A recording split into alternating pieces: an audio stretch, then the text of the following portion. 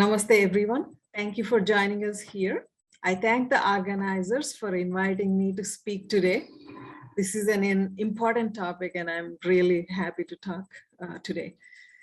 In today's lecture, I will focus on two of the important aspects brought out by the Kashmir Files.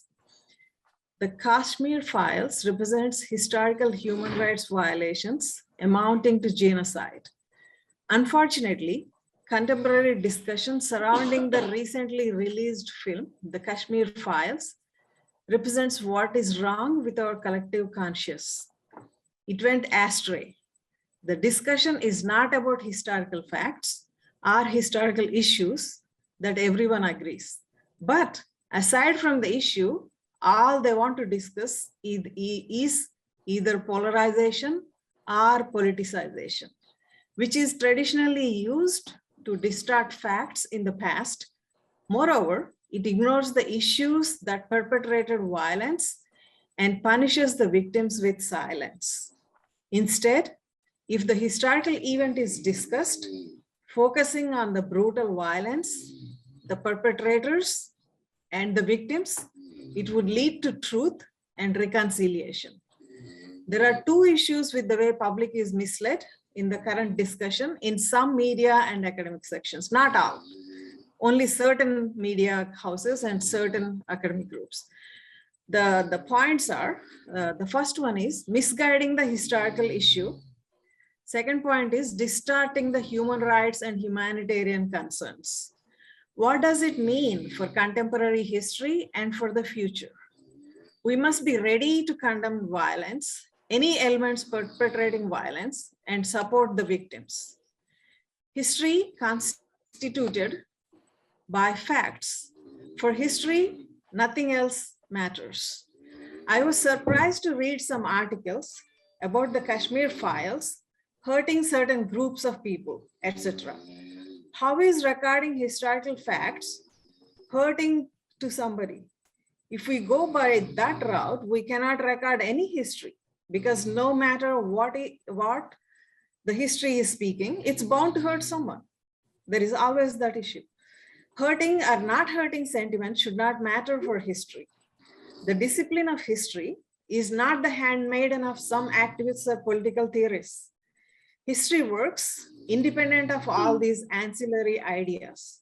History should provide truth based on facts. That's all it matters for history. In the case of Kashmir, as far as history is concerned, the truth has not come out. The truth is hidden. Facts of killings, mimings, and other atrocities committed in Kashmir did not see the light of the day or form part of the public discussion until now, 30 years.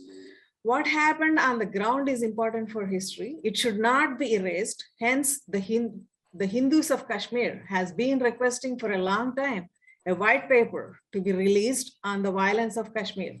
The Kashmir Files brings forward these moments of urgency. A moment of reckoning is here. We should recognize, we should speak, and we should actively participate in remedying this situation.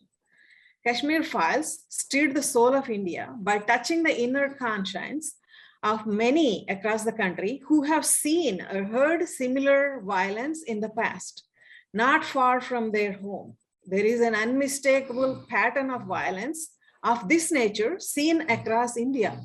For many in India, Kashmir Files stirred emotions hidden inside the inner layers of conscience.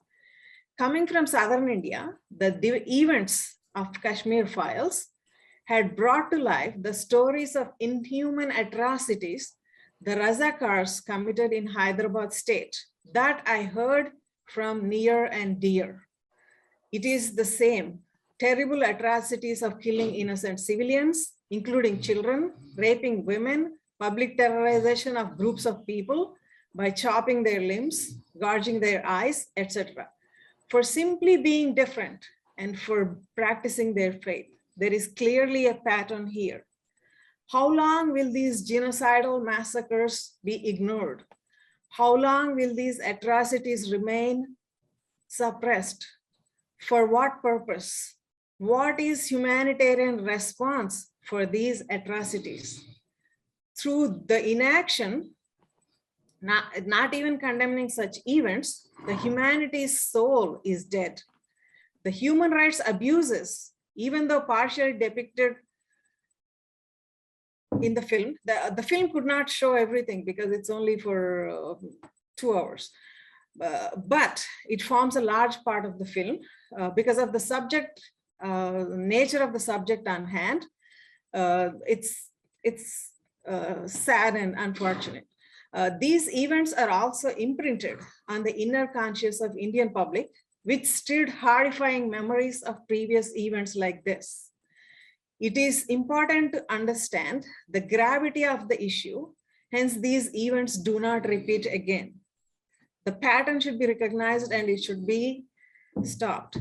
Within all these discussions and debates, the Kashmir Hindus still await the recognition for their pain and suffering, which is unfortunate. The Hindus of Kashmir face a dual curse in addition to their long struggles to get recognition for their trauma. First, they are victims of the brutal violence. Second, their victimhood is being denied, which is worse than the abuse perpetrated 30 years ago. A film depicting their troubles is being termed Islamophobic. This is the irony.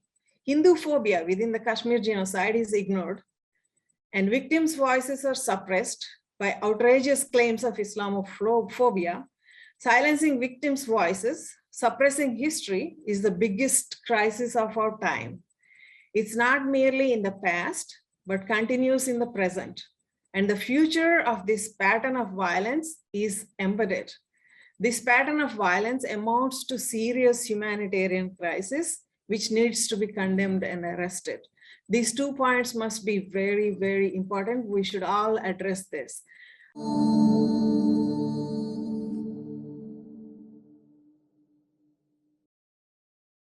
Please remember to subscribe to us and switch on the notifications for this channel. For our other social media links, more content, and to support our work, please visit citti.net. Dhanyavad. Namaskar.